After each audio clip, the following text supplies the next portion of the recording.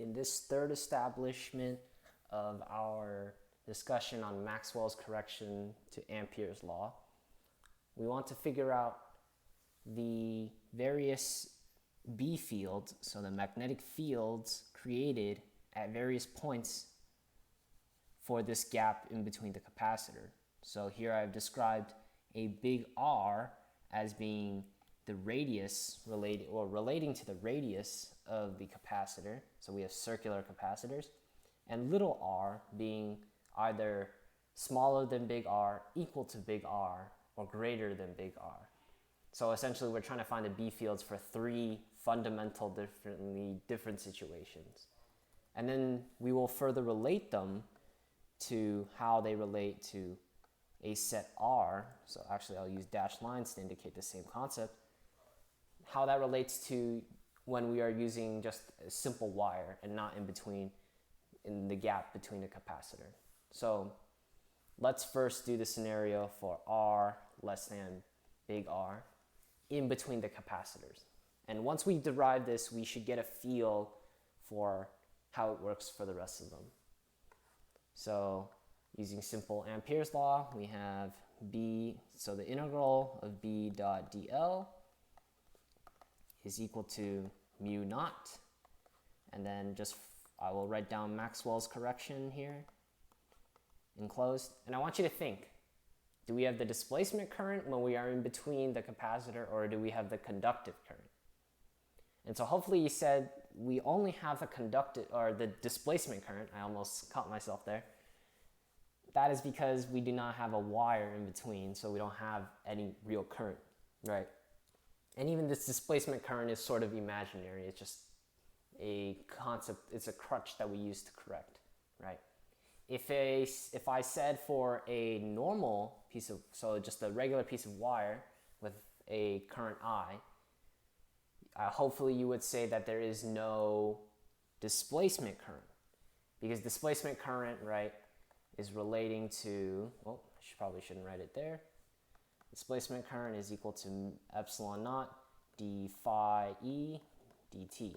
So there is no change in electric flux in this normal piece of wire. And if there was, it's a very small amount due to epsilon naught.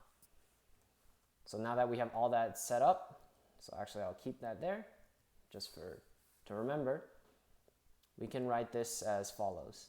So, let me erase this real quick, rewrite this. So for inside the wire, or in between the capacitors, we write this as ID. So what is ID in this situation, right? We want kind of a quantifiable aspect, right? So we can rewrite this, and we're just going to focus on ID. As the rest of this, we know that B is parallel to DL, hopefully, from the review that I gave in the first part of the series. And DL, the sum of all the DLs eventually becomes B 2 pi R is equal to mu naught ID, right?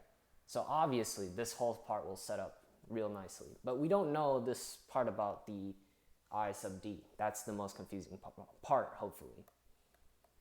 So I sub D, right, is equal to what we already described here. But I want to ask, what's another way to describe the electric flux? And hopefully you said electric flux was EA, E times A. So the amount of E field through a given area. So that means we can describe this as the derivative of E, and I'm going to use little a, and I'll describe it soon, as the change in electric flux. And as for my choice of using little a here, it's to denote that it's relating to little r, right? So little r is changing, little a is changing. So our electric flux, we can describe it as this giant loop, or this small loop, or this small loop, or even bigger loop, right? So the area is changing, right? But soon I will describe why there's going to be another area in this problem, because as you can tell, we do not have an infinite capacitor, right? So this capacitor only has a finite, area, right? Finite radius, finite area. So we can describe this further as epsilon naught E dt, or dE dt times little a, right?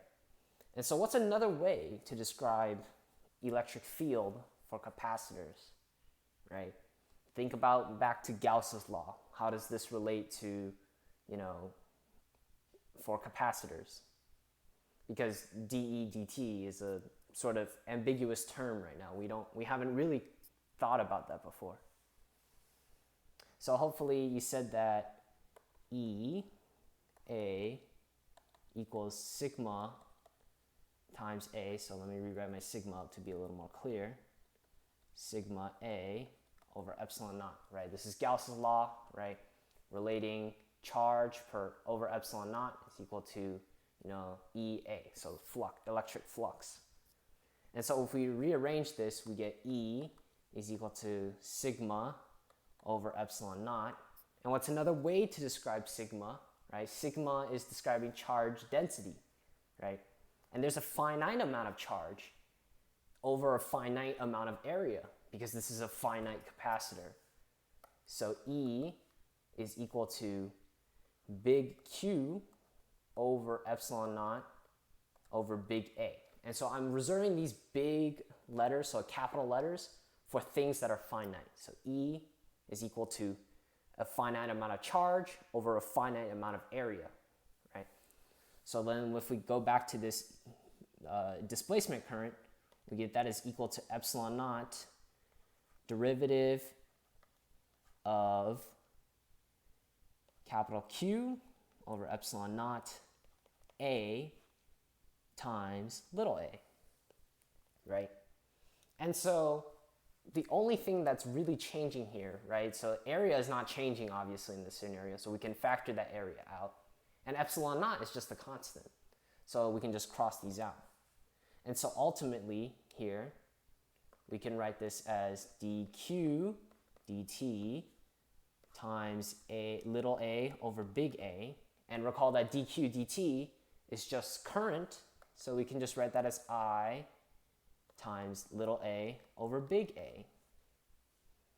And so there we go. We see that this is relating the area to the capacitor's area. So the area that we define to the capacitor's area.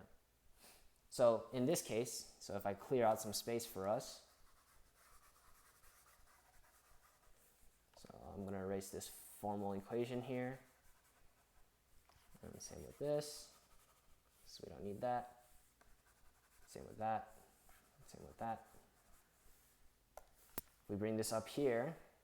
What is little a? Little a is some area that we describe. And this area that we describe using Ampere's law, we always use a circle. So, the area of a circle is pi little r squared, right? Little r is for the things that we are trying to define, capital things for the things that are finite, right? And thus, for the same reason, capital A, right, so for the area of this capacitor, is at a maximum of pi capital R squared, right? So in the case, so if I rewrite this, I d is equal to I, so this kind of imaginary current, over pi r squared, or times pi r squared over pi capital R squared. That means that when the current, or when the radius that we define is smaller than capital R, this will not cancel out, right? And then when they are the same, they will cancel out, and when they are greater, it will once again not. So then let's go back to Ampere's law, so the rest of Ampere's law. So I'll unfortunately have to erase parts of this. We recall B times 2 pi r is equal to mu naught. And now we have ID, we can plug it in as I times pi little r squared over pi r squared. And notice in this case, I've already included the little r's there. So these cancel out. And then if we move the 2 pi over, the pi's also cancel out. Or, only one of the pi's cancel out. So then we get B is equal to mu naught I r over pi or 2 pi r squared. And so this describes for the B field when r is less than the radius of the capacitor. And notice that if we do this, so r and then the B field, oh, that's too many curves, that it's a linear relationship. So capital R is a finite value, so we can describe this as a function of, kind of like y equals mx, right? Where y is the B value and the radius r, it's linear up to the point where it is equal to, where r is equal to big R, right? So it hits a maximum here where the B field is maximum there, and then it drops off, right? Because once this becomes a big R, this cancels out, right? And then now it becomes a 1 over R relationship. And so then it just becomes, swoops down just like that. And that should be familiar when we relate it to a scenario where we are just talking about a wire, right? The B field, decreases by a 1 over R relationship as it goes away, right? Recall that B is equal to mu naught I over 2 pi R. And so hopefully that makes sense, right? At this point so essentially from the point where it's equal to the radius of the capacitor all the way till infinity R, right? It is exactly the same thing as if it was a wire, and only when it's within the confines of that capacitor that we get a different B field function. So hopefully that makes sense. I encourage you to check the videos that I've linked in the description for all of these videos on Maxwell's correction to Ampere's law. So hopefully that helps you understand. I will probably make another video that goes over some practice problems, but I will see about that.